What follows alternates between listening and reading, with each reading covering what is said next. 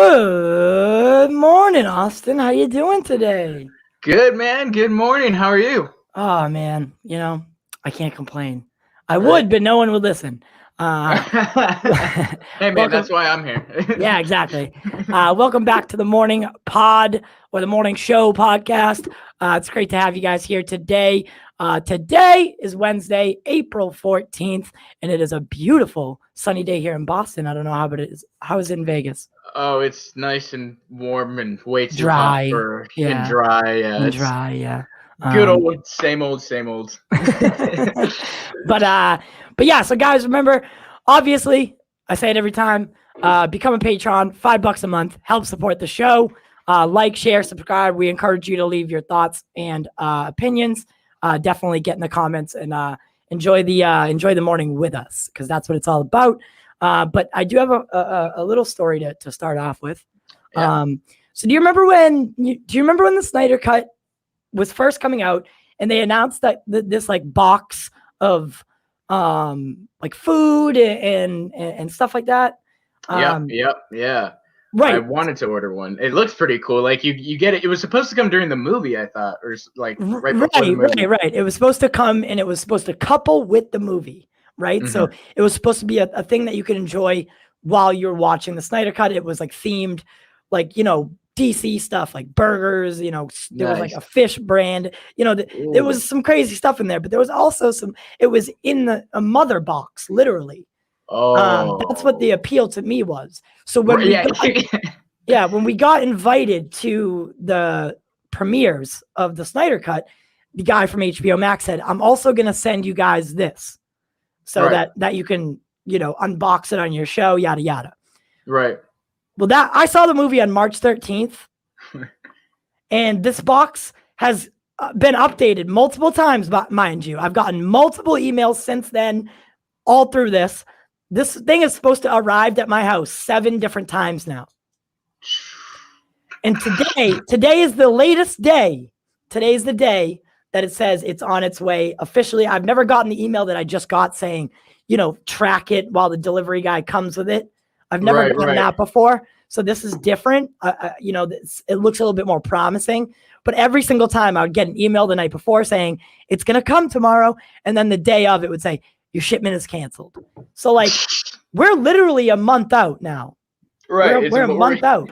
We're a month out, and it's supposed to come today. If it comes during the show, I'll run up and grab it, and we'll do like a little unboxing. How you doing, Bat Dan? I'm just saying, if you're trying to bury the Snyderverse, putting a trailer out for one of his movies is the worst thing to do. So yeah, that's definitely something we have to talk about as well today. There was like a little tag in one of the trailers. It looked something like this. Where is it? Right there. The completion of Zack Snyder's trilogy. So that's like a nail in the coffin. Yeah, that's gonna. I've never seen one. That's gonna make some people upset. Yeah, that's gonna upset. Like, and it's weird because, like, yesterday was a day for the Snyder fans, right? Like, enjoy the trailer that came out for Army of the Dead, and then a month after its release, HBOmax decides to release a new trailer for Justice League with a tagline in it. Pretty much saying, that's it. Stop asking. This is it. The completion of Zack Snyder's trilogy. Yep. Those are hard words to take. What are your thoughts on that? Man, I think restoring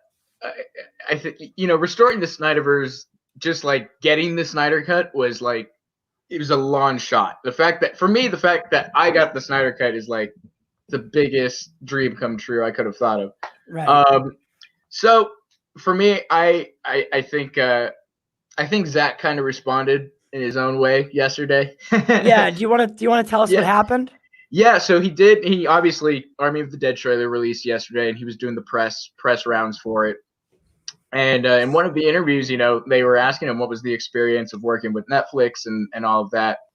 And he basically he said straight up it was the complete opposite of working with Warner Brothers. Yeah, he said that Netflix was incredibly supportive. Everybody was incredible. And he even said it was, if not the most fun he's had making a film. So good morning, Billy. So and then the final like jab, and I think this is probably the first time that he's actually like dissed the original cut of Justice League. He basically said this version of Army of the Dead Netflix is his version. It's not a bastardized, quote unquote bastardized version. Right, and for Zack saying that those are strong words out of Zack. Those are strong words. Those are strong words. We know that Zack is pretty much played it professional this whole time.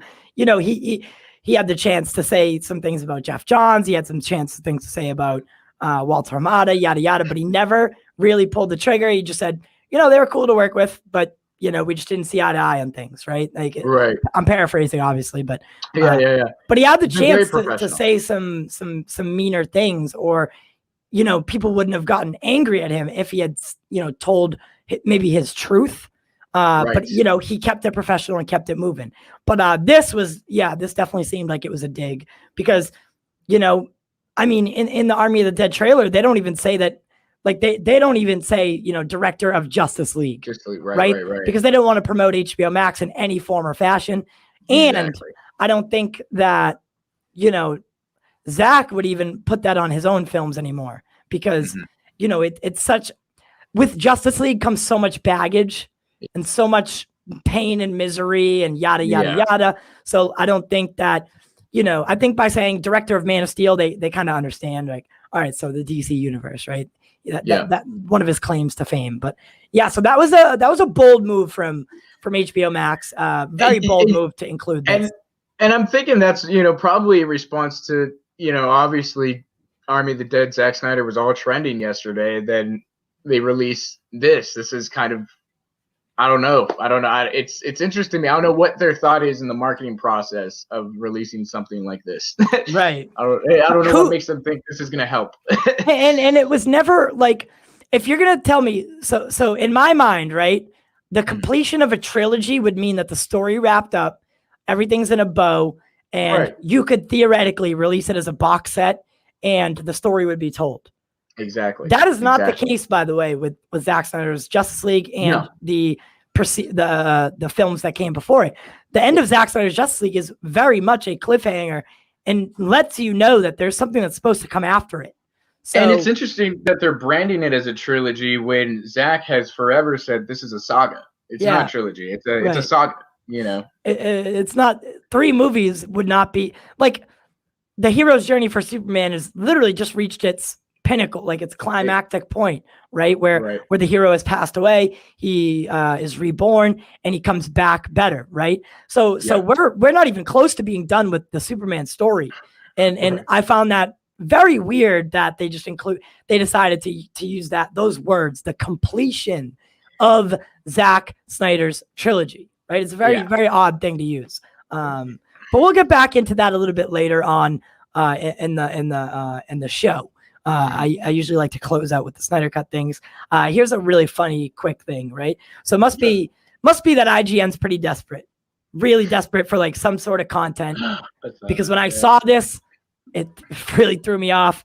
We're evolving, man. We're evolving. What hands could look like if they evolved for gaming? It's some horrific looking, some Slender Man looking fingers there. These are them. I mean, you could do a lot of pleasure with those, I suppose, but like as far as like daily use, you got two little baby stubs, a thumb, and then these 2 gigantic fingers. Well, even like imagine grabbing your coffee cup, right? You know, it's so weird. Like, what is this? Fingers are gonna be at your wrist, you know. Like IGN, what are you doing? Why are you putting this out there like that? Why is this a thing? If what hands could look like? So it's a slideshow, by the way. What hands could look like if they evolved for gaming? And then you get this creepy, like, look at the suit that he's wearing too. It's really odd. It's really freaky. Like what the heck? Who plays video games in that outfit, by the way? Dude, first of all, no, absolutely not. I mean, first of all, this looks like some like Velociraptor type, you know, like weird hands. What is this?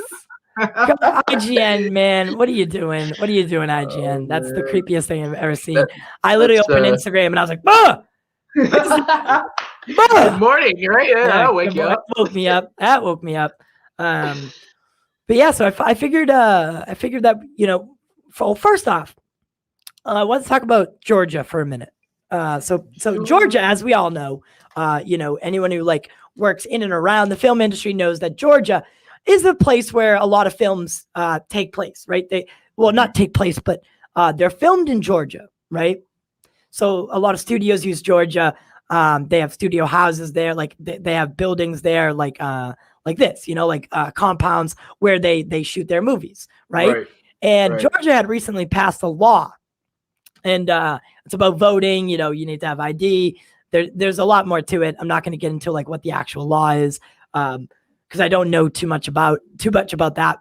The actual I should have did a little bit more digging into it, honestly. But a lot of film studios and politicians and yada yada yada. Every move is a political move, right? And a lot of people aren't happy about this new law. And multiple studios and multiple productions are pulling from Georgia, and that could really hurt the infrastructure down there. Absolutely. And was it worth it? Is my question. So there is a movie. Several productions and studios had pulled out of Georgia, including the Will Smith produced film Emancipation, which is being brought to us by Apple Studios, and they're relocating. So after Georgia voting laws, sparked some controversy, and this is what the production team had to say. So at this moment in time, the nation's coming to terms with its history, and it's attempting to eliminate vestiges of institutional racism to achieve true racial justice, Mr. Smith and Mr. Fuqua, I don't know if that's how you say it, said in a joint statement.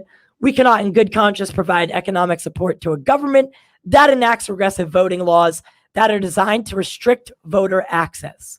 The new Georgia voting laws are reminiscent of voting impediments that were passed at the end of Reconstruction to prevent many Americans from voting. Regrettably, we feel compelled to move our film production work from Georgia to another state. In the film set to begin production this summer, Mr. Smith was set to play the real-life enslaved man named Peter, who emancipated himself from a southern plantation and joined the Union Army. His story became famous after photographs. The story goes on and on. Whether or not this move will kind of prompt other studios to reconsider production, in Georgia it's not really clear as of yet. Stacey Abrams and I believe Tyler Perry, who owns a massive studio down there. I have it right here. A massive studio down there. That Marvel uses quite a bit. Yeah. And they're pretty much urging people in Hollywood not to uproot productions despite this. So any updates that we get regarding the Georgia productions, we'll definitely keep you updated. It's pretty sad though. What do you think about that? Yeah, it's like you said, every move is a political move, and I think at the end of the day, people are going to get hurt, obviously, because of the loss of jobs. So much happens. I really don't think, probably besides Georgia, I don't think people, or besides LA, people realize that Georgia's like the next Georgia's thing. the hub. Atlanta, there are so many films that you wouldn't even know. If you had taken a list and most people would be like, oh, it was made in Hollywood. Right. No, it was made on the studios. Hollywood isn't just a part of LA. Right. It's a theoretical industry, right? So Atlanta is home to a lot of Hollywood studios, right? So a lot of productions. I just spit a little bit. A lot of productions also Canada's another one. I think it's Toronto. Right. Is another one. They're like these places. They moved the All-Star game as well. So a lot of people aren't happy about this, and right. It garners the question: is it worth it? Is it worth it to pretty much, because a lot of people in Georgia work on the productions, whether it's building sets, moving giant cameras, creating yada yada. Like, it's not just the filming of the movie that's going to take a hit, but it's the people that work in the, the jobs that are contracted to do certain things on a set. So, this could hurt. Yeah, absolutely. And people's political motivations, whatever they are, doesn't matter in this situation. It's just they're going to lose jobs, And so I think I understand, and I actually agree, that, if you don't agree with it, but maybe there's other ways to go get around voice that or go around it, right? Especially after the pandemic, people are in need of jobs. People, especially in Hollywood, everything was so quiet for so long. So I'm definitely interested to see, for people like how Tyler Perry is going to react to this. Obviously, it's not like he can go anywhere. It looks like he is saying like he doesn't want people to pull out. So Stacey Abrams and Tyler Perry are urging Hollywood, don't pull out of Georgia. And I think it goes back to that point that I said is there are people that are at stake here, politicians or whatever. Like, don't hurt the people more by pulling out of Georgia, because the people of Georgia are not the ones who made that law. Like, they didn't sign that law into play, right? They're the ones that are being affected by it. So you're going to go pull out of Georgia on in spite of it, and you're going to hurt them even more, right? Exactly. Like, you're already oppressing them, and Georgia has a large black population, and that's what's happening here, right? There's a large black population, poor population that can't afford to get IDs, and this law makes it so that they can't vote, or that it becomes harder for them to vote. Exactly. And then you're going to hurt them more by taking away jobs. So it seems almost redundant, and like what Mark says, keep politics out of art, keep it completely separate, and easier said than done, I would say. But and in a world where everything has become political, and some, like, even a pandemic, right, has become a political nightmare in some cases. We were waiting on these politicians to sign legislature just so we could get a little help, when everything was shut down, or it's wild. It really is. It's wild that, the government is supposed to aid. They're supposed to make your life better, not worse. And, I don't remember a time where they made my life better recently. Right. Yeah. Right. I rarely could I tell you any times that I was like, yay, right. Thank you. Like, so, I mean, speaking of politics and films and stuff like that, I figured it'd be a cool thing to I mean, we'll anytime, like, we can bring the voting thing up and the big issues and Georgia, yada, yada. But like Jack, I do think that you should probably have an ID to vote. It prevents voter fraud. It prevents a lot of different things, right? So absolutely. So I am under the belief that you probably need to have an ID to vote, but maybe we could make it easier to get an ID, or everyone gets a free ID. Like the first one, the first one is free. If you need a replacement, then maybe we'll charge you $25 or something like that. Right. If someone needs something to do life things, you should probably provide that life thing. Exactly. ID. Exactly. So, maybe the issue isn't about the voting about. That's not the issue. Maybe it's the ID getting processed. That's the issue. That could potentially be the real issue. I don't know. I'm not an expert, but these are just my opinions. I vote in every election, so I feel like I'm free to talk about it. I don't like when people don't vote and then talk about politics or like complain about the president. Right. Exactly. If you didn't vote, then. Thank you, Mark. Exactly. And I'm happy you're back to work, my friend. Me and Mark worked together at a travel company when the pandemic started. Oh, nice. What do you mean nice?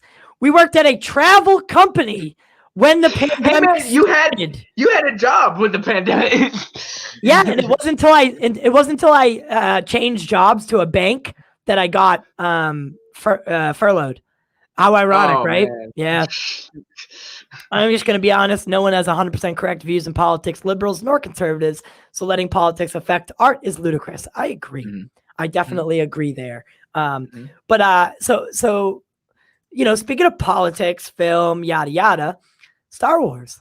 So I figured, you know, we have a we have a lot of stuff. They laid most of they laid most employees, the travel company, they laid a lot of people off last June, and you know I had to watch Mark get laid off, and a lot of people around me, and then like Right. you know it was just like a weird environment after that. They started like not docking pay, but they took 10% of our pay away. It was just like it was a really strange environment for a while, and Yeah. I was like I can see the ship going down, literally. Right. Yeah. So you kind of Because we did right. ships. Yep. Only Mark would get that joke, I suppose. But yeah, so Star Wars. So we got the Bad Batch coming out, right? So we have Right. the Bad Batch coming out. And can you Yeah. tell me a little bit about what that is? Right. Okay. So the Bad Batch, they were introduced in the last season of the Clone Wars. Um, Clone Wars, for everybody who doesn't know, actually started on Cartoon Network probably like 10 years ago. I mean, when I was still like a kid, yeah, I Right. remember seeing that. I remember the and being like, Clone Wars. That's Dave Filoni as well, right? Like he Dave was Filoni. a part of it. Yep. Right. Dave Filoni was the creator, writer. And so they brought it back for a final season last year. They did a limited like 12 episode season, and they introduced these characters of clones called the Bad Batch. And it's basically these clones who I don't know how you say it. Basically they're malfunctioned. They're not like the other clones where they're all obedient and you know doing their orders and all that. They're very much their own personalities, their own beings, and they formed this little you know ragtag crew that when they showed up in Clone Wars was super interesting for me. These guys they don't have the implanted chip in their head. Yeah. So they escape out of Order 66, and I guess that's where this show picks up. Okay. And Order 66 is something I hear about a lot, but I don't really know Right. what it is because I don't. Okay. Anything besides the movies that have been out, I have never. And Mandalorian, Okay. I don't know anything. So Got it. Order 66 didn't originate in the main movies, right? It did originate in the bit. So it actually it comes from Revenge of the Sith, the third one in the prequel trilogy. And that was the order obviously sent out by Darth Sidious, where all the clones turn on the Jedi and basically kill all the Jedi. Right. So that was briefly shown in Revenge of the Sith. You see that shown more in that's right, get Jack, Revenge of the Sith. Revenge of the Whiff. Revenge of the Whiff. So yeah. So Revenge. I mean, Order 66 was meant to, like he said, kill all the Jedi. Right. Kill them all. Ooh. So basically, all the clones when they were created had these chips implanted in their head, for this event, for them to, when he initiates this order, they all turn, you know, mind control and just, bam, kill all the Jedi. But that's an important moment. Very, yeah, oh yeah. That's an important moment, and it's probably where this show, I believe it's where this show picks up, because these guys, they don't have that chip, so they're obviously the Bad trying Batch. to figure. I see now. I see now. Yeah. See what so they're trying to figure out what's going on, who to trust, all this different type of stuff. Okay, and let me ask you this question: how did you feel about the sequel movies in a total sense? Like, a lot of people don't like, including our producer. He's not a fan of the sequels, right? So, not being like I'm definitely much like what you would call a fair weather Star Wars fan, where I definitely love it in the sense that I love the you know, popcorn aspect of it, where I can go watch a space opera, and you know, I find that to be very entertaining. But I'm not as invested in it as some people are. So, but I would like to be. So that's why I'm asking questions and absolutely, and stuff like that. So, the sequel trilogy, and let us know in the comments what you guys thought of the sequel trilogy. Please. For me, it was I'm besides Rise of Skywalker, I don't bash it as much as other people. I understand why other people don't like it, and there's a very hardcore fan base that is strongly against all the sequel trilogy movies. I Force Awakens was okay for me. Thought it was cool. I really probably the hot my biggest opinion is I did enjoy The Last Jedi. I think The Last Jedi was very good. I think it was probably better That's than an unpopular opinion. Right that's there, an right there. unpopular opinion. Right there is an Right. unpopular opinion. So the last Jedi, for I guess for anyone who doesn't know, is the second movie in the sequel trilogy, which is the newer ones. And people didn't like everything about Mark Hamill. People didn't like the way Rian Johnson kind of took the first J.J. Abrams storyline and just ran with it in a way that was his own. So what are the main problems with the Rise of not the Rise, but the Last Jedi? What are the problems people have again? I think people's main problem is they obviously Luke. Bat Dan, you're ruined by The Last Jedi. See, I actually think that The Last Jedi was probably the most enhancing of Star Wars universe as a whole. But right here, we see the discord between you and most people that I know. Right? Is they think exactly. Yeah. Okay. Well, it definitely subverts expectations for Luke Skywalker.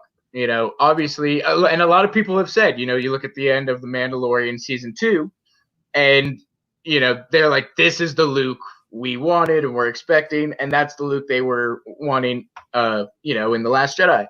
So I get there were expectations, and I get they were definitely subverted. I know people have a lot of issues too with Leia using the Force in space to bring herself back, and a few other things as well. I know people don't like kind of how Luke goes out. But for me, I thought there were a lot of things that just stayed in the continuity of the original story. Actually, like how Luke dies, how he goes out, is very reminiscent of Obi-Wan, and this ideal of he doesn't necessarily fight his nephew to the death. He doesn't believe, he doesn't want to do that. It's this more, and he leaves him more of this like thought process, and obviously that continues in Rise of Skywalker. I think the Force Ghost thing, because so who have we seen as Force Ghost now? So they say it's they say that. So this is me, right? So I'm saying it as this is what a general audience member would think. Because for all intents and purposes, I would be a general audience member for Star Wars. Right. So a Force Ghost would mean that you are a super powerful Jedi, right? Like you are the top of the top, and when you passed away, you would, you were so good that somehow you could come back as this ghost. Right. So we've seen a couple people now or multiple people as these Force ghosts, right? Right. And now and we've seen people, but we've never really gotten the full explanation for how that all works. I think we are probably going to get one in the upcoming Obi-Wan show. Revenge of the Sith ends with Obi-Wan going actually to learn. Yoda tells him, you're going to go learn from your old master Qui-Gon how to contact, with the Force ghosts and stuff. So we might get that explanation soon as to how they actually do that, how they communicate, and all that. But Batman said something interesting. Game of Thrones season 8 taught us subverting expectations doesn't automatically make it good, which I totally agree with. I totally agree with. And I'm not saying like just because that they subverted the expectations is why I liked it or anything like that. There were some things I definitely still was kind of iffy about. The Leia in space bringing herself back is an iffy point for me, for sure. But that even threw me off a little bit because I was like, wait. So she was like super powerful this whole time, right? Right. And she didn't know it, or she learned it later in life. Kind of like the Rise of Skywalker kind of explains it is that she saw herself in what she would become, and that scared her, and she basically quit her Jedi training. So basically she has all these abilities and stuff. She just chooses not to be a Jedi. And we see a little bit of that in, I feel like, one of the sequel movies. We see like something about her training. Right. They did that little flashback thing in that movie, didn't they? Exactly. Okay. They tried to kind of explain that. Now I will say one thing that I do agree with is there's no direction on the there's no plan for the new trilogy.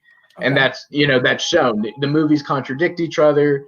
Obviously, JJ and Rian Johnson had two very different ideas of what a Star Wars movie should be, and it shows. That shows, and I think that's a big thing that hurts the new trilogy is, Disney wanted to do, we're going to give it to all these different directors and they're going to make it their own and all that, which is cool, great. But none of them met, for a conversation about like, let's map out this entire thing. Let's, It was just kind of from movie to movie that they planned it out. So that's definitely a big thing. If either JJ or Johnson directed all three movies, much better result. I agree. I completely agree.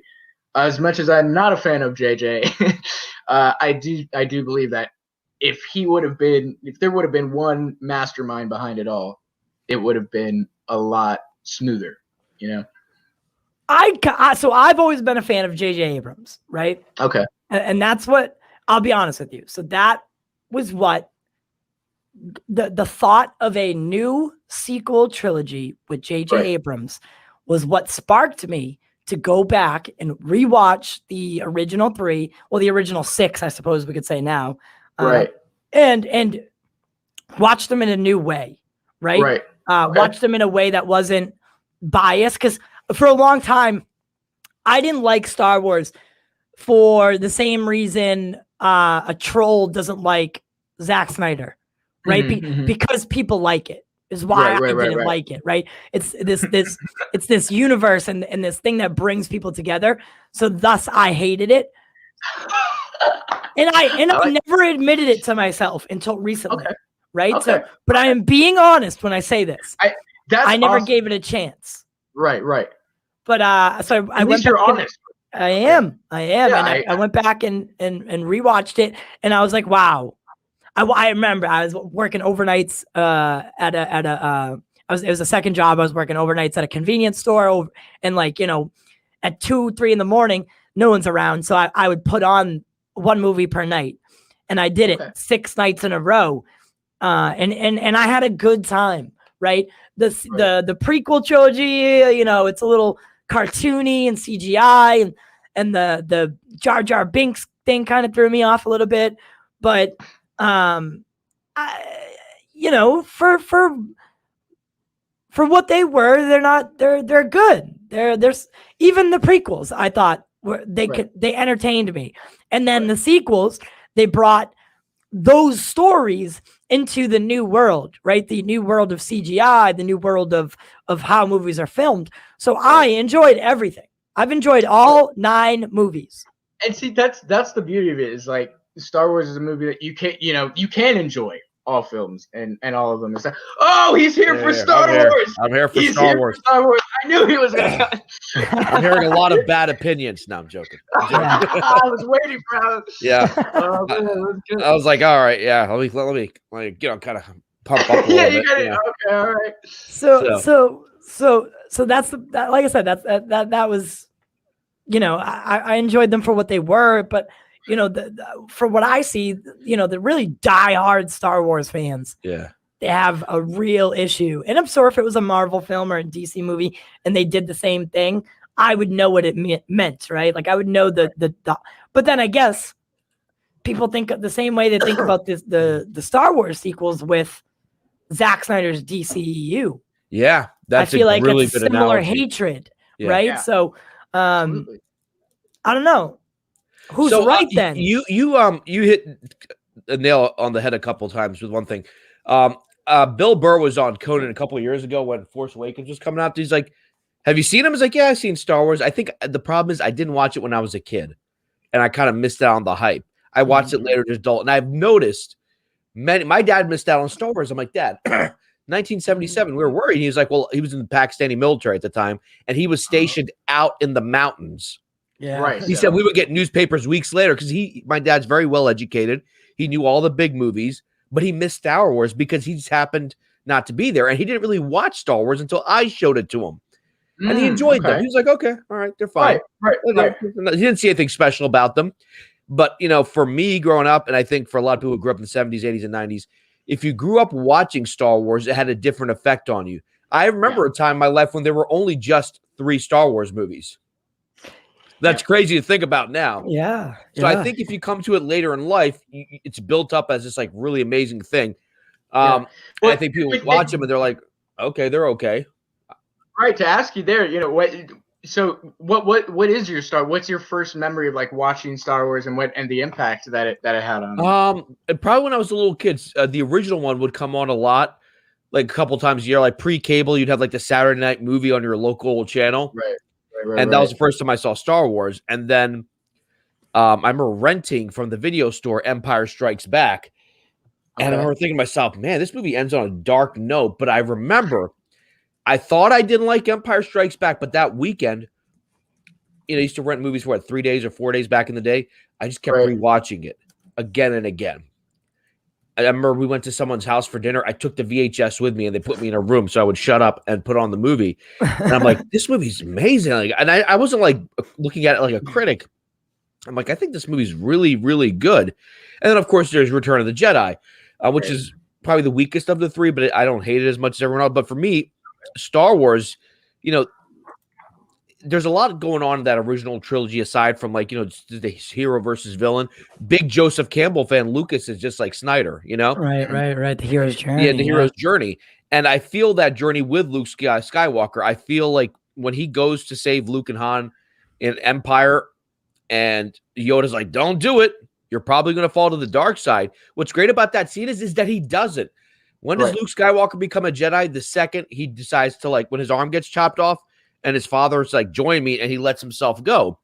Because what happens in Return of the Jedi? He doesn't have further training. He goes to see Yoda, and Yoda's like, nope, your training's complete. That was the completion of your training. When you proved me wrong, you proved Obi-Wan wrong, you chose death because he didn't know he was going to survive when he jumped off that thing in Empire Strikes Back. Like, there's a lot more going on in those movies that I just didn't feel in the newer movies, and part of that is because it was a very corporate movie. Right. And then going back to your point, like Ty, about like Zack Snyder, Star Wars is Star Wars canon. Like, you can't really undo it.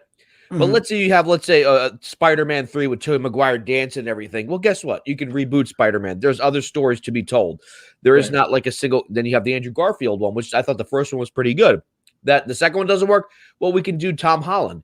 Why does those reboots work? Because comic books are kind of rebooted every few months when you have a new writer, a new artist, right? Exactly. But with Star Wars, it's one timeline, kind of, And if you make something permanent, it's permanent. Like, you can't like unchange it, In 20 years, they could reboot the entire Avengers and tell a completely different story. Yeah, as far as we know, right? I know Dave Filoni. I've heard of rumors. Dave trying Filoni, to So that brings us to that point, right? So you guys had mentioned this to me the other day, or I think Austin did.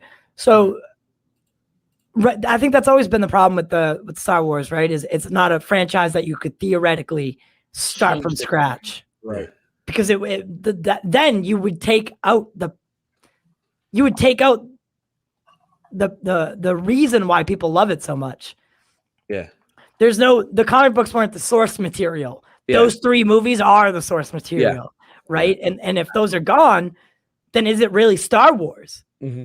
And I think the answer is yes, but it's also no in another way. So is Disney doing the right thing as of right now? Do you think? I think Disney is trying to do what they think the fans. One thing I will say about Lucas, like, I have a lot of issues with the prequel films, but he was like, this is my story. Like, when fans got mad at him, they're like, why do you keep changing the original story with new CGI and stuff? He's like, look, they're mine. Yeah. I made these. And there were things I wanted to do in 1977 that technology didn't exist. I'm going to do it now. And I like the special editions, the 97 ones. I don't mind it. Okay, he wanted to go back and he wanted to add effects and do stuff that could not be done. Like in Return of Jedi, they have the CGI, alien singing. He tried to do that with puppets. There's actually footage of him filming it with puppets. It looks really bad. He just didn't do it. So I'm not against that. They've done that with the original Star Trek TV series where they went and they turned the little toy on a string, the Enterprise. They made it CGI so that it looks better. And I'm like, okay, I'm fine with that. Lucas had a vision. And I think it was Bat Dan who said that, well, then they had JJ make the first one.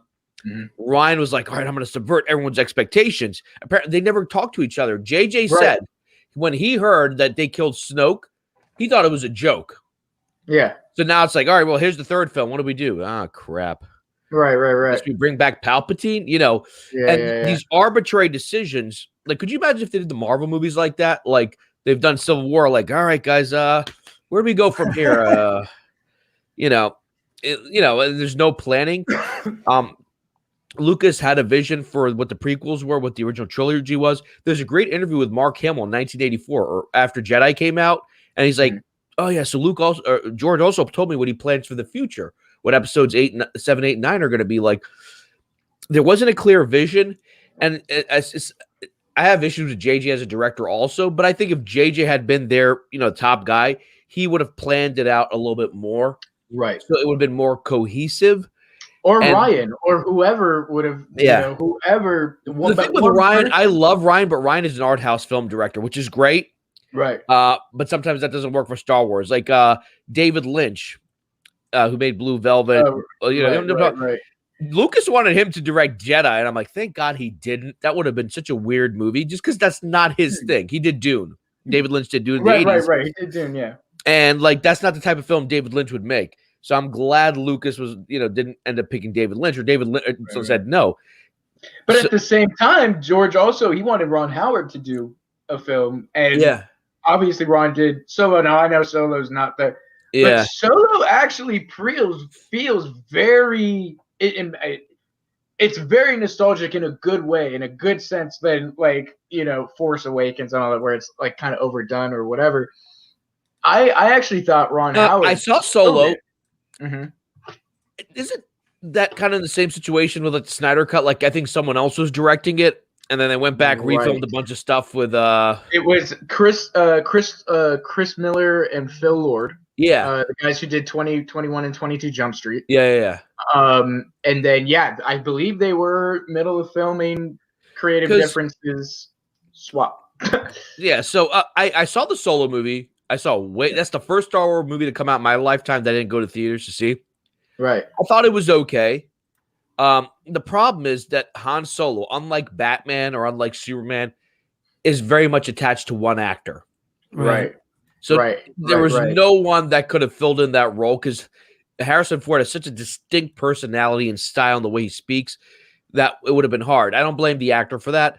But once I saw Solo, I've never watched it again. Like, I've seen Rogue One a bunch of times. I've seen The Force Awakens a bunch of times. I've seen Last Jedi 2 or 3 times. And I've seen Rise of Skywalker twice.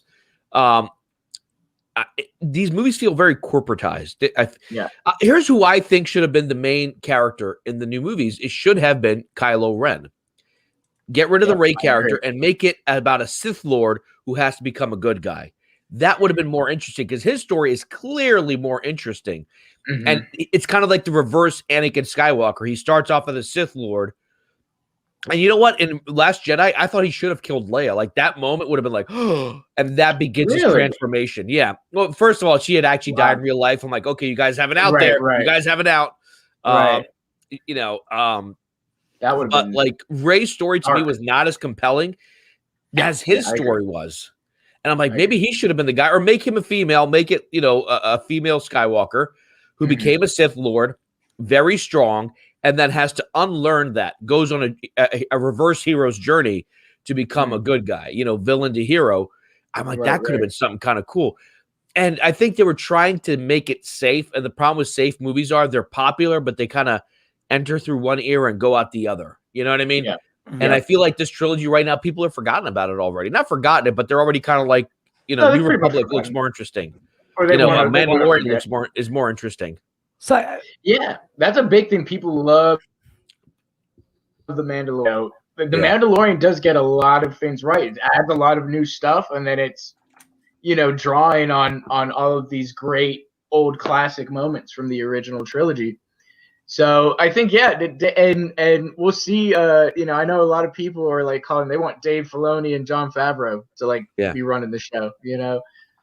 So we'll see. And then Patty Jenkins, she's got Squadrons, Rogue Squadrons, coming out. So we'll see how Disney, now that they're done, quote unquote, with the Skywalker Saga, what they're gonna do now, movie wise. Yeah. Do you think that's a good idea to move on from the Skywalker Saga and kind of for now start fresh in a way, right? So maybe you're not like tied to certain expectations, and you're not stepping on anyone's toes.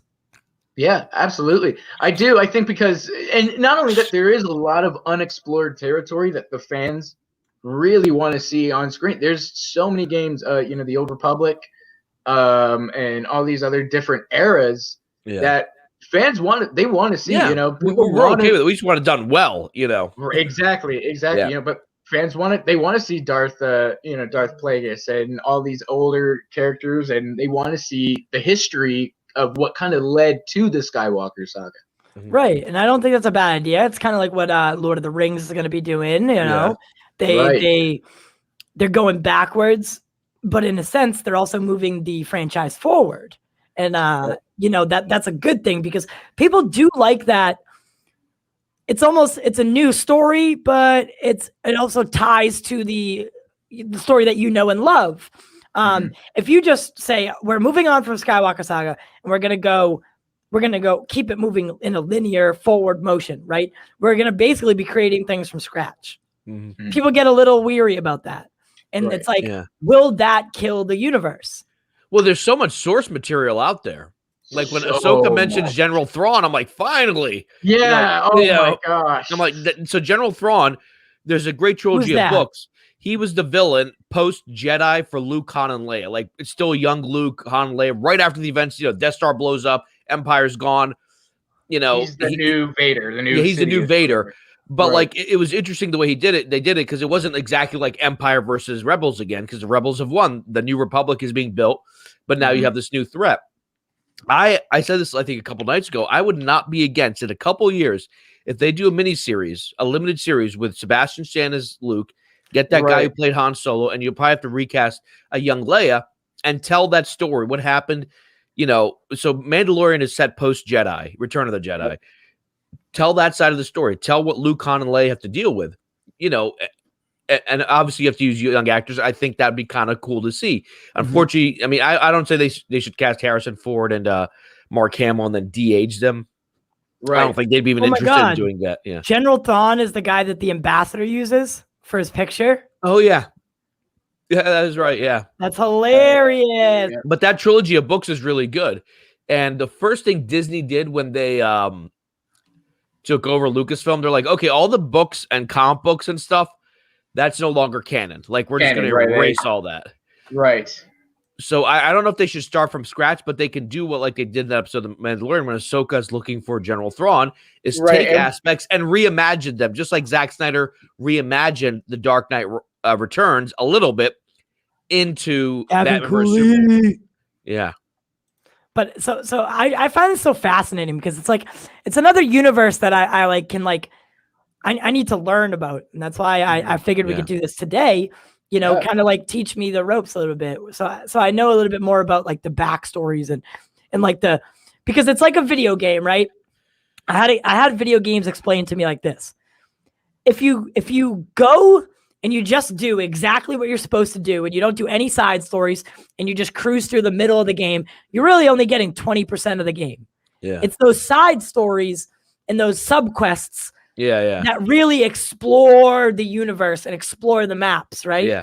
So I've only watched the main timeline of movies. Mm-hmm. I haven't watched Attack of the Clones, all those other things where I'm probably because missing the best of it is still that original trilogy in terms of art. Like those are works of art. How they were able to just special effects wise, how they were able to do so much with so little. but those characters are so compelling. Like I am so into Han and Leia, even when I didn't like girls. Like I was like, ew, girls are stupid. You know, when you're that small. But I was invested in that relationship. I was like, I get it. These two need to get together. Right. And usually in movies, that's distracting. Like, can we get past the boy-girl crap so I can see some stuff blow up? But when I was a kid, I'd watch it. I'm like, yep, I hope those two end up together. They should end up together. And look, yeah, that's a great character. What about this guy? Will we ever get him back? Oh God, that would be the coolest thing. I mean, he's dead though, right? He's supposedly, He could be a Force ghost, maybe. Force ghost. I don't know. Yeah, I've heard some other, rumors and things as to how he could come back. It'd be interesting, But I think another thing too that these franchises have to be so careful of is, bringing back people who died and doing all that, and I think some things need to. Man, look at Mark Hamill is. Look at Luke, man. Do you think by becoming Luke Skywalker, it's arguably, if not arguably, the biggest role he ever had and ever will have, with the exception of maybe the Joker, in the Batman universe. Do you think that set him up for failure later on in life? Like, what do you? There's a joke in when Family Guy did the spoofs of Star Wars. Right. I thought actually helped me. Yeah, that's actually pretty funny. Yeah. But Peter Griffin comes in as Han Solo's like, I'm the only actor whose career wasn't killed by this franchise. Star Wars doesn't necessarily mean you'll become a big star. The only person who really had a big career after Star Wars was Harrison Ford, and that was it. None of the other actors definitely went on to be typecast for the rest of his career, and he didn't mind. Indiana Jones. But he also played Indiana Jones, but like he did movies like he played the Jack Ryan character, like Clear and Present Danger. He did a lot of like those types of movies. But he also would do movies like What Lies Beneath, where he played like a crazy husband.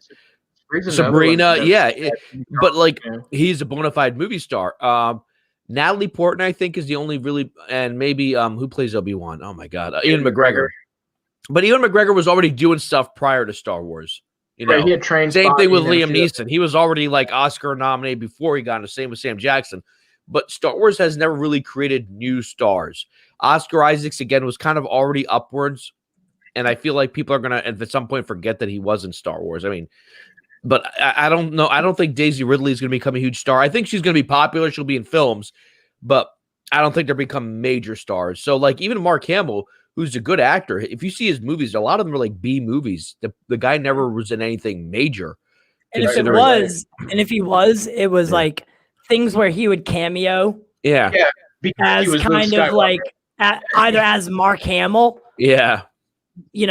He was either Mark Hamill who had been Luke Skywalker in movies, or he was like, like it was like a joke. So you're definitely right. Like for instance, I really don't know if it was, obviously it was smart of Mark to do this right as a young man, right? He really broke out, but then he never really broke out. He kind of got stuck in that way. But like you said, here we are.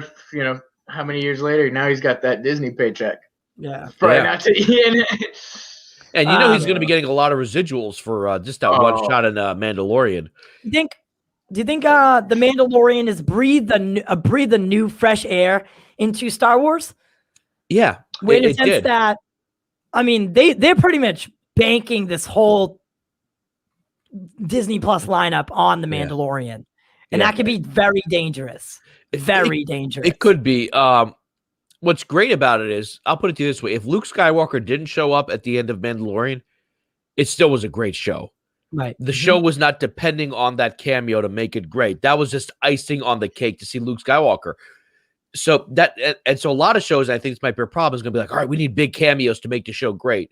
Right. No, you have to make the show great, and then the cameo is just, and so they need to have more focused stories. And what's about the Mandalorian story is not that complicated or complex.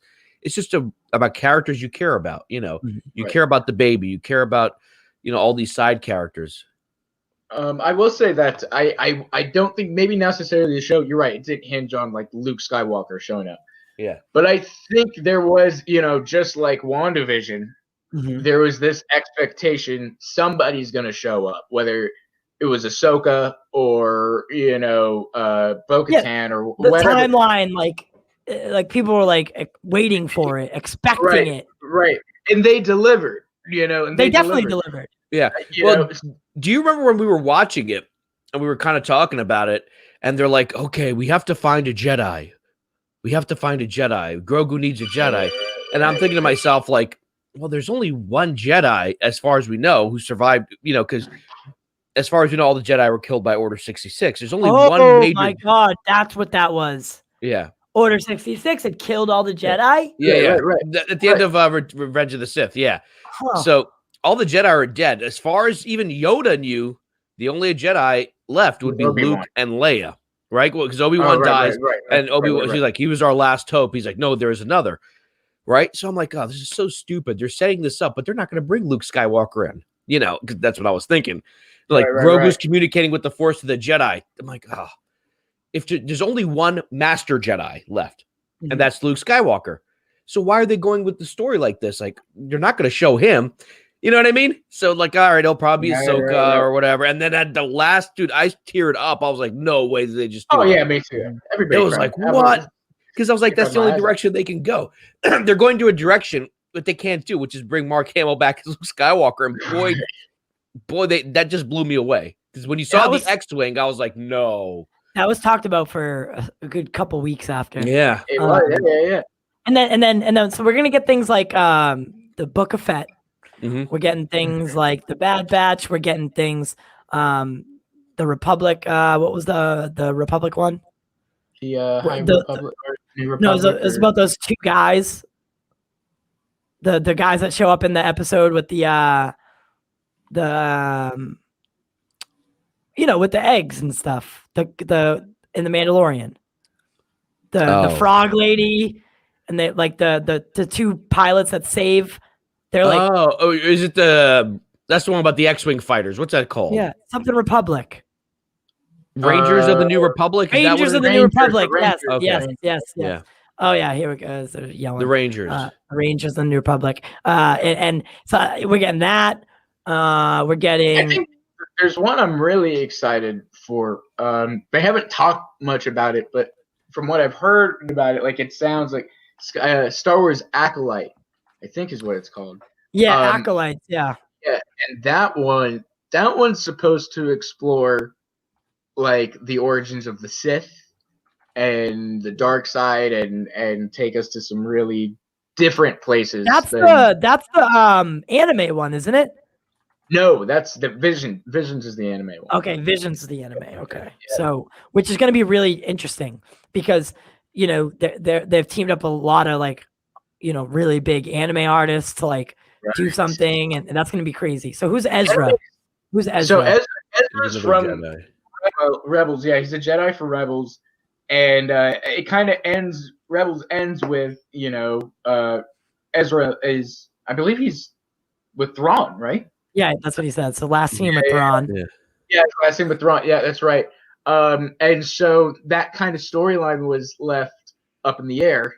So where are they going? What's going to happen there? And that apparently is going to be the focus of the Ahsoka series. I think that's what I was saying. Like, that's why she's looking for him. Okay. I'm not against them with doing smaller stories. Stop doing with the big empire, the big rebel, because that's why I didn't like the new trilogy. They told the exact same story again, basically saying the original trilogy. Yeah, that all happened, but then it happened again. It's like, yeah, we beat Hitler, but Hitler's back. He's bigger and better than ever. This is like totally on the side, right? Yeah. Just to Jack. Did you get an email about the box? No, I didn't. You didn't get any emails about that box? Do you have a FedEx alert or anything? Do you have a FedEx plan? No. I would have gotten it through Pop Culture Corner, right? That email. I didn't get anything from that. All right. It's supposed to be arriving today here. Okay. So, a month after the movie came out. Yeah. That food better be like, fresh. They're like, yeah, we said it back in March. That's one thing. Okay, this is one thing I agree with. Yeah. No more Death Stars, right? Yeah. We're done with that. Death Stars. And Ahsoka, I found to be a really compelling character. Mm-hmm. And you said you haven't seen the animated show. And I have not seen the animated She's series. great, and she's young. She's like When she showed up, it was the first time I have ever met her. okay. But she was a beast, right? Yeah. Like I found that episode to be really fun to watch. Her interaction with the Mandalorian really like. Did she stick it? Did she stick the landing for who Ahsoka is? Yes. Oh, absolutely. You think Absolutely. so? I would say she stuck it because that's where. So when we Ahsoka in the Clone Wars, she's Anakin's Padawan. So she's like young, kind of like a little bit bratty, but like in a cute way. Maybe you know what I mean. Like she's like, I want to do this, but now she's a grown adult, and I'm like, dude, and she's bad. She was trained by Anakin Skywalker, who, according to legend, was the greatest Jedi. Not Rey. Anakin Skywalker was the greatest Jedi of all time. Right. Like, you know. Right. So like she's just seeing her on screen and her performance was kind of subdued, whatever. I loved it. I thought she was great. It. And she's such an interesting character because she's not a Jedi, quote unquote, technically. Yeah. You know. Yeah, technically, yeah. She's renounced in the Clone Wars. She renounces her Jedi Jedi training and goes her own way. So she's my probably besides Luke Skywalker my favorite character in Star Wars. If you guys had to recommend a course to take to maybe learn these things, what way do I have to watch these animated shows? So start with Clone Wars. Clone Wars. Yeah. Then Rebels, I would say. Yeah, Clone Wars, Rebels. Rebels was still made by Lucasfilm, like George Lucas, right? That was under him, right? Yes, and it's Filoni, and it's Dave Filoni. Yeah. So I know the story. Like George Lucas, like hired Dave Filoni, like because he knew that this guy was so passionate about this, universe. Right. I've listened to Dave Filoni tell that story, right. and it's remarkable. Oh, it's so cool. And now the one thing you probably have to get used to is the animation. Yeah. Like it does feel like this is a kid's show just based off the animation, and especially Rebels. Rebels really is like super animated, but once you watch, the stories are so deep and so like you're literally like, dude, this is a kid show. Like what? Right. Like, some of these stories. That's why I didn't watch it when it first aired. I'm like, oh, I don't want to see more of this. Yeah, right. But and it's a it's its whole own thing. So definitely start with Clone Wars. And so what out of the Disney Plus stuff coming, what are you probably most excited for? I think for myself, probably Acolyte. Acolyte, for everything that I've heard about Acolyte is that live action or animated? It's supposed to be live action. It's supposed to be literally we're gonna visit places of the Star Wars universe that have never been visited before, all dealing with the origin of the Sith and the dark side and that type. So I'd love to see some Darth Plagueis type stuff in there, or see something, that I really want to see some more dark side stuff. Yeah. Okay. And why didn't we get more of Maul? Like that guy kind of like when I saw him, I was like, he's scary. Maul shows up in the Clone Wars, and he's got this incredible story arc. Yeah. And that's now canon. We know because they showed him in Solo. He showed up in Solo. Movie. So we know he's still he shows up as a hologram. Yeah, like he's like. Yeah, that's right. I do remember that. I enjoyed Solo, but a lot of people didn't. I heard you guys talking about it earlier. For me, what I'm excited about, believe it or not, this is the old trilogy dog in me, is Book of Fett.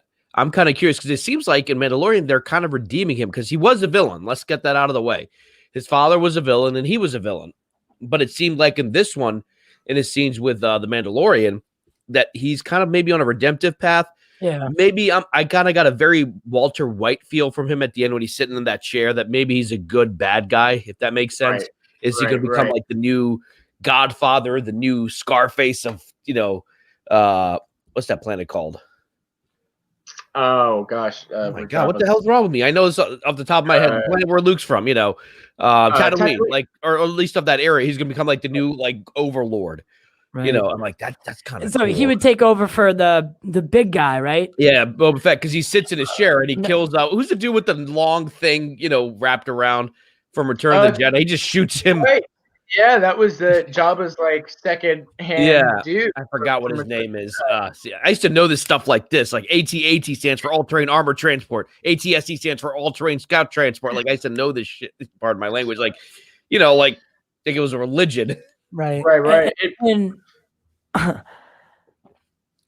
I always thought, and this is what I kind of got nervous about is that whole Boba Fett thing was questions people were asking for a long time, right? Like what happens? Like, did he survive? Yada, yada. And then they decided to answer them now. Mm-hmm. Do you think this is the way George wanted it? Or do you think he has no really, like he could probably like, hey, maybe you should do it like this, or maybe you should do it like that. But at the end of the day, he really can't say like, you need to do it. He's basically like out of power. I know in the expanded lore under Lucas in the books and comics, Boba Fett did survive. And he's a Starlight pick. Remember, he has a jetpack. He could have just flown right out. Mm-hmm. So it seems like he must have. They don't show how he escaped. But the actor, this is going to sound like fat shame, but the actor needs to get in a little bit better shape. Yeah. He was popping out of that suit. He was busting out of that suit. He still kicks ass. He still was. I got to say real quick that episode of The Mandalorian, directed by Robert Rodriguez, is one of the. Robert Rodriguez is going to be the showrunner. Take my money. Take my money. I love Robert Rodriguez when he works with Tarantino. I think what's it called? Dusk Till Dawn is amazing. I like the El Mariachi movies. I love Sin City. The first Sin City was amazing, and he did that movie that people forgot. You ever see a movie called The Faculty? Yes, The Faculty, and also Alicia Baddeley was phenomenal. Well, Alicia Baddeley, and I know I'm missing something else that he did. Oh, the Grindhouse movie. Yes, with Tarantino. Was it Terror? Planet Terror. That was a good time. I'm like, he's got a certain visual style. Rodriguez is the understudy of Tarantino. Like Filoni. So I would like to see that approach. Could you imagine if he had Tarantino guest direct? Because he did that with Sin City. He had Tarantino do like one or two scenes. In Star Wars, you need to have diversity of directors. Right. Just like I always say, what is the MCU without the Russo brothers? You take their movies out and you have a pretty generic, franchise. Yeah. They come in and they zoop.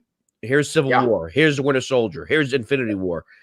But going back to Star Wars, he's going to be the showrunner for Book of Fett. So I'm like, I want to see a gangsterism. I don't want to see a hard, edgy show, but it needs to be PG-13 edgy, if that makes sense. Yeah, as edgy as you can get it. Yeah. I mean, thank you, Austin. So little breaking news. I know we had talked about it last night and we kind of had some fun with it, but so the Fast and Furious 9 trailer ad just dropped. Would you guys care? Yeah, I would love to see it. All right. They usually tend to have music in it, but usually it's like techno pop, like yeah. Usually the first time I play the trailer, I'll let the music happen. Yeah. And then see what happens. Ty, what was your me and I think Austin talked about this. How would you feel if next week's quick dip, hypothetically, we can maybe talk about on Monday, was like a discussion? Fast and Furious movies, really good or really bad good? Like just that could work as a quick dip, especially with Fast 9 coming out. Like, are these movies overrated or underrated? Yeah. Right. I mean, that could be something we could do. Definitely a conversation. And it's something we could also postpone and do it down the line, Yeah. I don't mind. All right. I got it. All right. I know everyone's going to be super happy that we're doing this. Just kidding. But we did have some fun. We had some fun with it yesterday, or you guys had some fun with it. I also had some fun with it, though. But we're going to take a look at the, pause Star Wars. We're going to start the Fast and the Furious 9 trailer, and then we'll talk about it for 3 seconds and move on. Yeah. Sound good? Good. Yeah. All right. Let me get it here. Share audio. Share. Of course, we start off with some cars. We need that. Because if it didn't start off with cars, is it really Fast and the Furious? Yeah. All right. Let me get it to full screen. Oh my God. Oh Oh wow. Remember what I said yesterday? It's pure schlock, but it's schlock done well. Like that's what that is. That was WrestleMania with cars. You know? We need a Fast and Furious movie back in the 1800s where everybody's riding horses, but the same cast. Yes, you're kidding me that your balls? Are you got?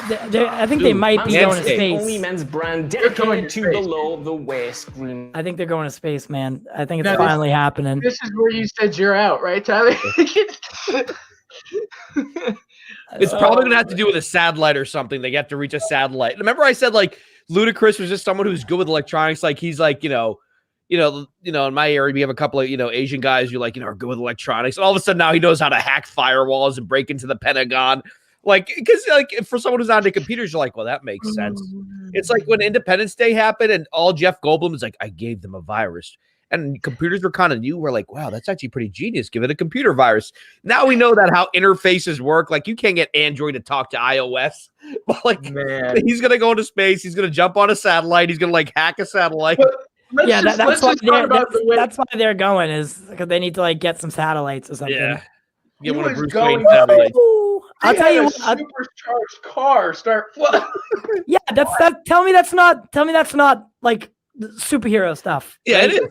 They have a literal. By the way, a car could not survive going into space. The amount of like the way it'd be shaking violently, the windows would shatter if you go at like 300 miles an hour. But but I'm sure duct tape on it, like we could make it work. But I'm sure like Charlize Theron like's character she built it, so it's got all this like crazy tech in it, and yada yada. Or Vin Diesel just had it since he was 12.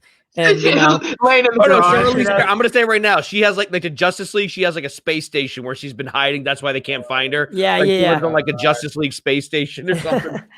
My God. Yeah. So Fast and the Furious. I mean, it's out of this world. And I'm telling you, there's gonna be a scene where Vin Diesel jumps out of a spaceship, he holds his breath and survives. Yeah.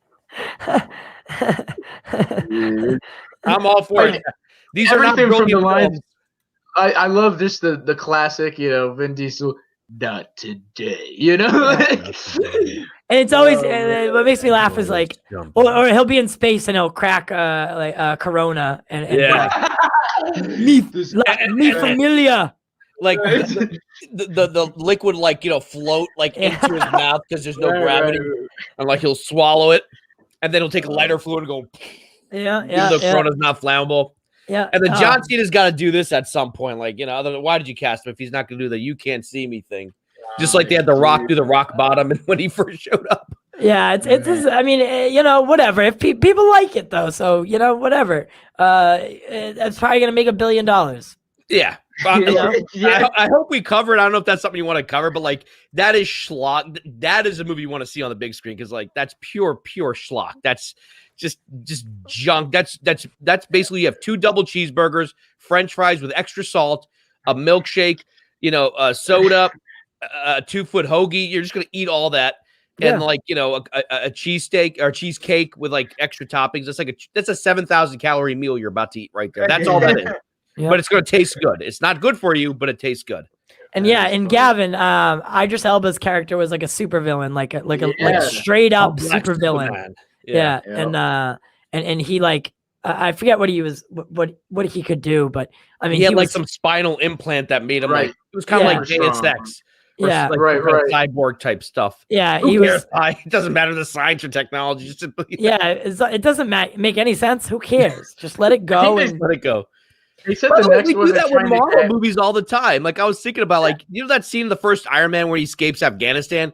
This dude is in a tin machine, and he falls. And according to physics, you fall 32 feet per second, and crashes into the desert, and he's fine. I'm like, nope, that's not how it works. Okay, his body would be literally in pieces, like with crumpled metal together. Going into him, but it's fine. I think they said the next person they're trying to get for the Fast series or Hobbs and Shaw, I don't know, is Keanu. Get Keanu Reeves in there.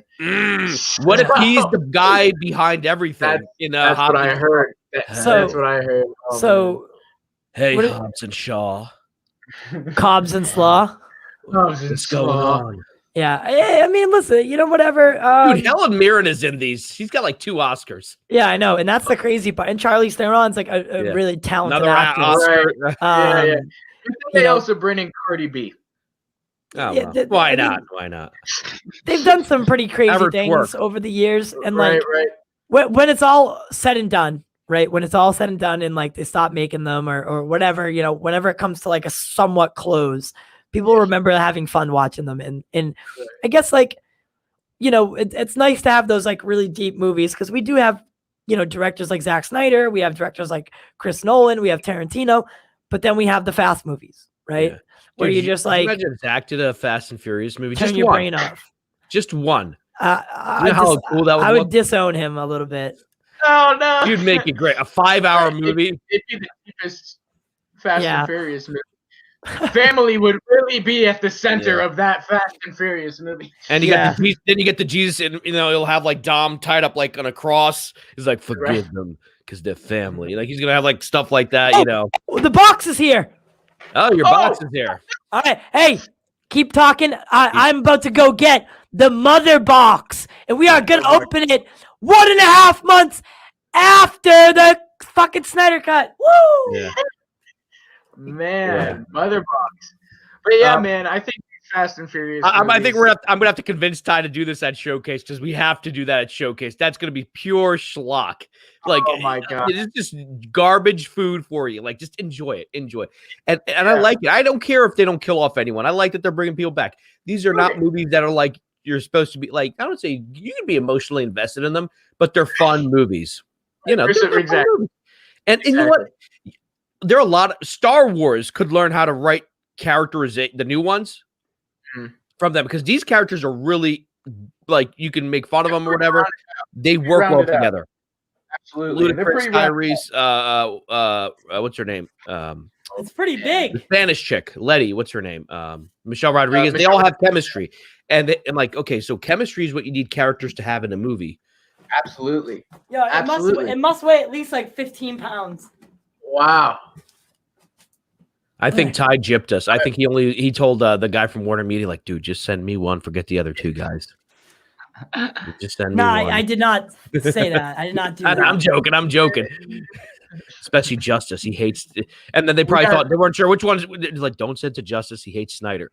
And then they're like, which one's Justice? Or which one's Drip? You know what? Just don't send to those two. Just there we go. Live unboxing. Live unboxing. Let's get it. I need to grab one thing actually. Okay. So for those of you who are wondering what this is, this was given out for those of us who got the Warner Media access. Yeah, Jack, maybe you could share like the picture of it. I'm gonna take a pee and grab the box cutter thing. Okay, I'm in that box. That'd be kind of funny if like I'm expecting he's gonna open it and there's like a rotten cheeseburger with like maggots all over it because it's been like. So basically, he wants me to share the mother box. Basically, what happened was for those we were lucky enough. What was it called? Mother Box DC Food. I don't know what the hell it was called. Wonderland at Home. So for those of us who got Warner Media access, we got to see the movie 1 week earlier, about 6 days earlier. They were sending us this thing with a mother box, and inside is food. It was going to be a cheeseburger. It was going to be dessert, a different type of alcohol, stuff like that. And I'm going to show you right now. So I'm going to share this screen to show you guys. We were supposed to get this the weekend of the movie, and we never got it. And then once it was over, it's like, well, we don't want to be douchey and be like, yo, where's our free food? All right. So you guys can see this page. All right. So this is what it was. We got all this. So it's in a big mother box. You get a big belly burger. This is like a nacho cheese and fries thing. This is a big chocolate bar, the bat. Element X, I think this was going to be the alcoholic drink, so we had to make sure we were over 21. Jitters Coffee, reference to The Flash. I'm not sure where Cole from Bro is, because these are all references. These are all fake things. Right, to the DC universe, right. Yeah, Corn Clouds, Chacos. So Jitters, I know, is from The Flash, right? That's kind of like that place where they get coffee. Cole, something Bro. Element X. What's Element X? Is that the thing that made The Flash fast? I have no idea. Anyway, so we're supposed to get this so that we could eat it.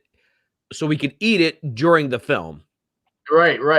And you're supposed to get it in something that looks like this. Right. So that's what. So Ty's getting there. Oh, here we go. Here it is. Ocean Trend. So Icelandic cod and chips. So it's fish and chips. Okay. So that's actually so you got to prepare it at home.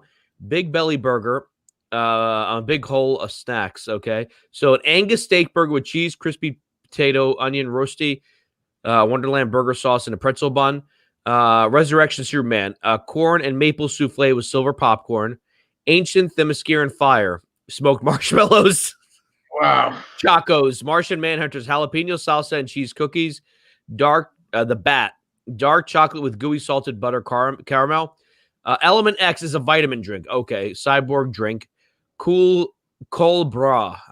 I'm a member of the German club. I should be able to see that. Bra. First taste of 2 beers straight out of the DC, exclusively brewed. Okay, so those are the beers. So these are the beers right here. Okay, yeah, Brow, BRA. Jitters coffee, cold brew oat milk latte in a can, and of course the mother box itself. It comes alive with augmented reality. Oh, I don't know what that means. It's probably going to be made out of cardboard. But yeah, this is all the stuff. You can probably use your phone. Okay, to do something. Yeah, okay, so that's what that is. So I'm gonna take it out of this so Ty can do his unboxing. Ty, I was telling them because it's like a month old. It's probably like everything's rotted in there. The coffee's all like stale. You know, maggots everywhere. Like it'll be like, there you go, and it'll be a big middle finger. It'll say signed Walter Hamada. Yeah. Like yeah. Now you get your old food. All right, so this is the Wonderland at Home box. All right. I couldn't find a box cutter. I know I have one somewhere. Oh, I have one. You need it? Yeah. Can deliver Yeah, it. you need it. Deliver it from Philly. Augmented reality. I just like go through the screen like. Yeah. Oh, geez. This thing's a legitimate mother box. Dude. Okay, because I was worried it was gonna be made out of like paper mache or something. Oh wow. So. Oh, that is nice. Yeah, it's pretty sweet. Wow. You gotta keep saying mother. Like it's actually like heavy. I don't know how I'm gonna get it out of here just by my hands. Mother. I can't. I mean, you could flip it over, but like if you had if you had a box cutter, you could. Yeah, it's like a big middle finger from like Walter, Toby, and Emmerich, just signed. Ooh, that is nice. It's huge. Dude. It's super heavy too. That is sick. Yeah, I was like tempted to like message Marcel or ask Ty, like, dude, where is it? But I'm like, they're giving it to us for free. It feels awkward asking for free stuff. You know what I mean? Yeah. Like, my free stuff. So there's some like black, like frill coming out of it. All right. So it opens like that. Oh, it's got a. I think the box is about $200. Wow. All right. Right? Yeah. If you wanted It's to got buy like it. It's got like a letter in it. Not even like nothing on it. Just. So it's relaunching in May. For those of you who are interested, it's 130. Okay. It's about 130 if you wanted to get it. And then it's got like a. Made up food is the best food. Right. Wow, a little menu. Oh, that is kind of cool. Wow. Dude, I would take that shit on picnics, like put like lunch. I don't even go on picnics, but I'm like, that's gonna be my new lunch. I'm gonna take that to the shore, fill it up with like beer. We're not supposed to have alcohol on the beach, but whatever. Everyone does it anyway. No one's checking. Right. So I'm assuming like this is where like some of the stuff is, but we'll do that after we got the beers. All right. So Kalbra. 1 second. You know what? So brow means brew, I believe, in German. Let me change the lights to like white. Brauhaus, yeah. BRA, Brauhaus, yeah.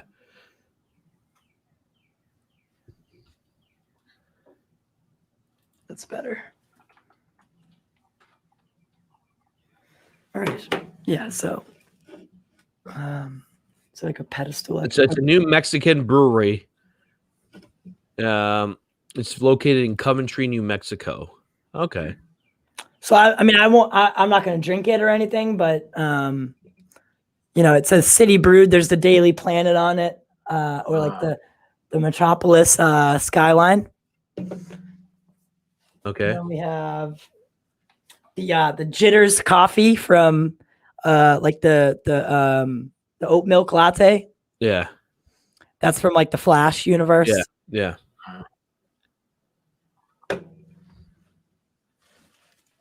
Oh, there's 2 Jitters coffee in there. Yeah. There's two of them. It's pretty cool. We got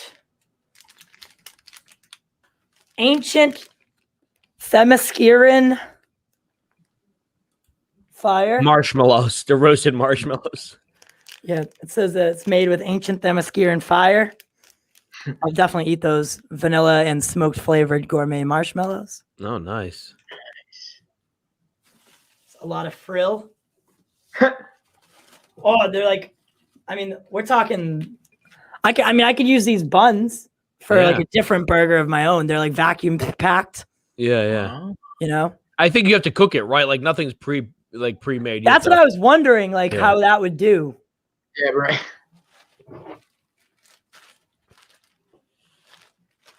Just a bag of onion stuff, like fried onions. Yeah.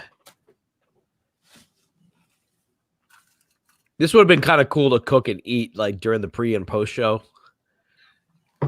They got look at that little Superman cup. Oh, you can put your dipping sauce and stuff. Yeah, pure maple. Yeah. Go in it. I like that. That's pretty nice, yeah. I like that. Oh, there's another beer. There's another cow brow, but it's like a different one.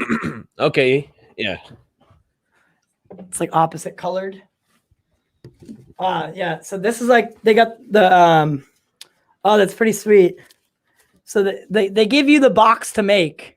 That's actually pretty cool. Big belly. I would never use that. I would just like keep that as like but luckily, if you want to use one and keep one. Ah. Oh, they gave you two. There you go. That's pretty cool. But Gorilla Grodd's on the back. Oh, nice. Ooh. Nice. That's cool. See ya, Jack. Jack's leaving. That's pretty sweet.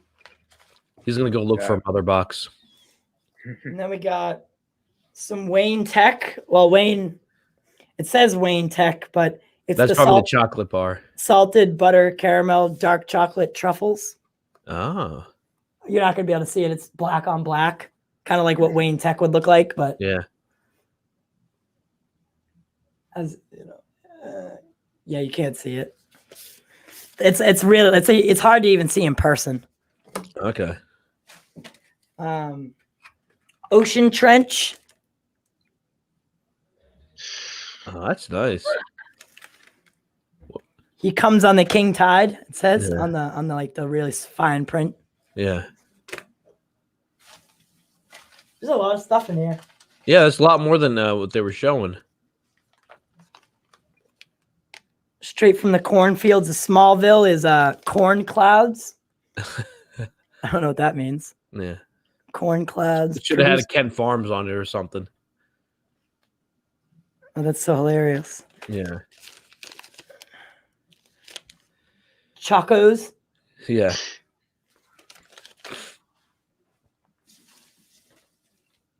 And there's the Element X. I'm not unsure what that is. That's the energy drink. I think you got to mix it in something. Like Right. the Element X. Yeah. In So a little like an packet. energy drink, like Monster Energy. Yeah. Oh, there's like a I don't know, there's like a little tag that comes with it. Okay. No token. Yeah, like a little token. And I mean there's like hidden stuff like at the bottom. Like, oh Jesus. Jesus is in there. They had an open salt bag.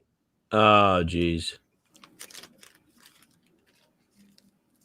And well, this one I think that's ground pepper. Yeah. But yeah, the salt's open. Yeah. So Gavin is saying if you drink it, it'll make you a speedster. Oh, there's salt. There's so much fucking salt at the bottom of this box. You have no idea. Hold on. Let's figure. All right, I have my cup right here, right? Let's have a little fun. Could you warm this?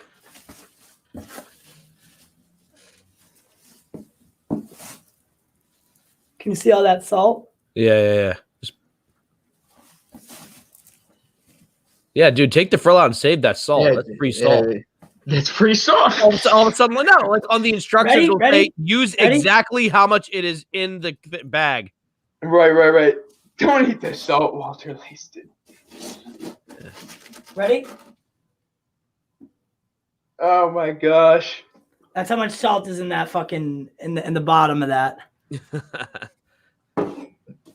Walter, yeah. So that's what you were saying. Wow. Walter laced it.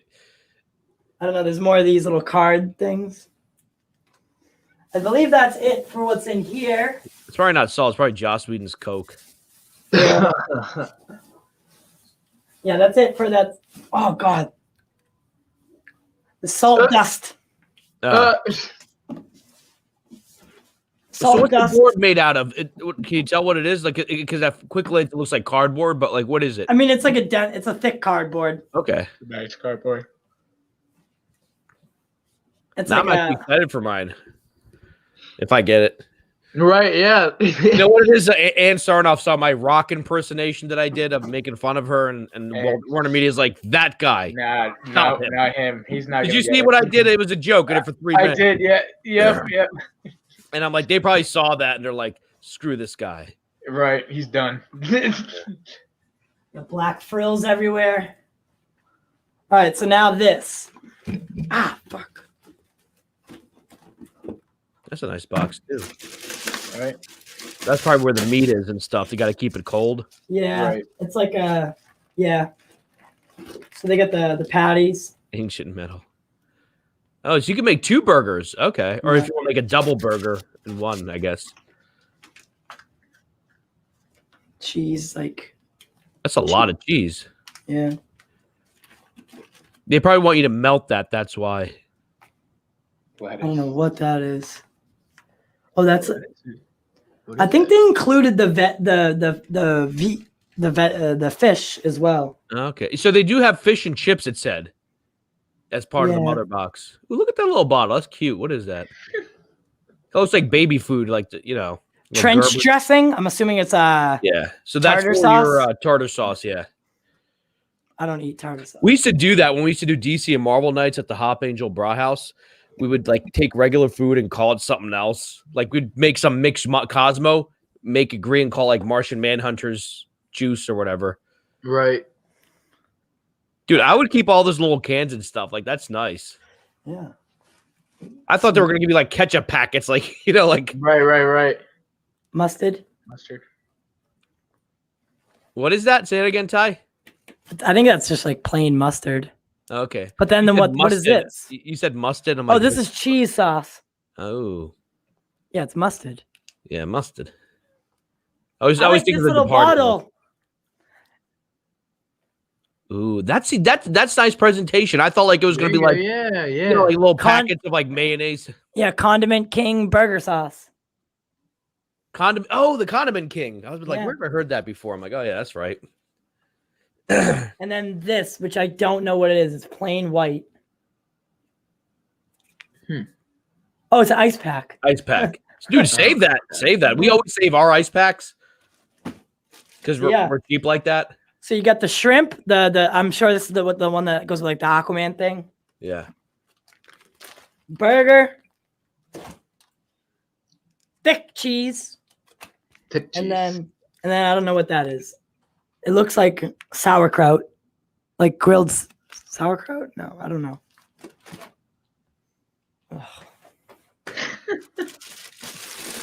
Yeah, man. So that's a really expensive box, but I mean, it would have been really, really cool to have this for the first day.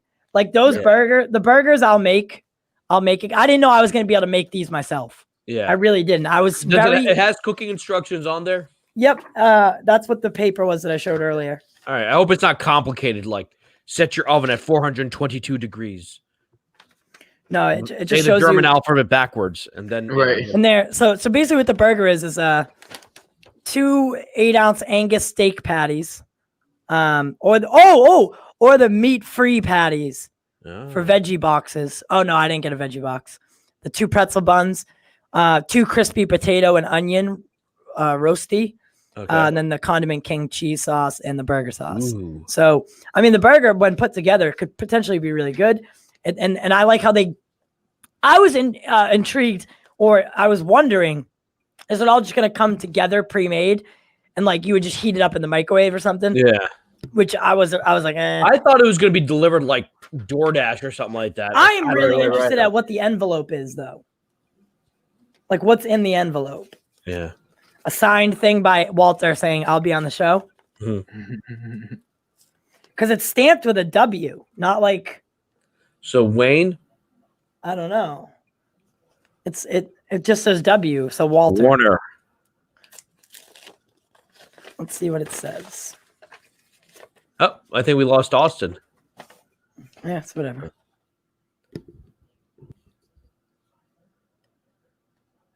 What does it say? It's a letter from Bruce Wayne. Ah. Signed. Bruce Wayne. Bruce Wayne, yeah. So I'll read it to you.